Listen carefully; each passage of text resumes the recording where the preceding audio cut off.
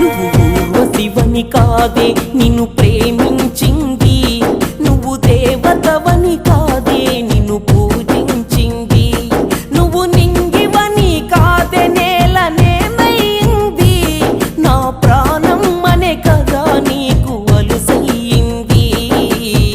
రాతలో లేని రాధమ్మ చెప్పలేను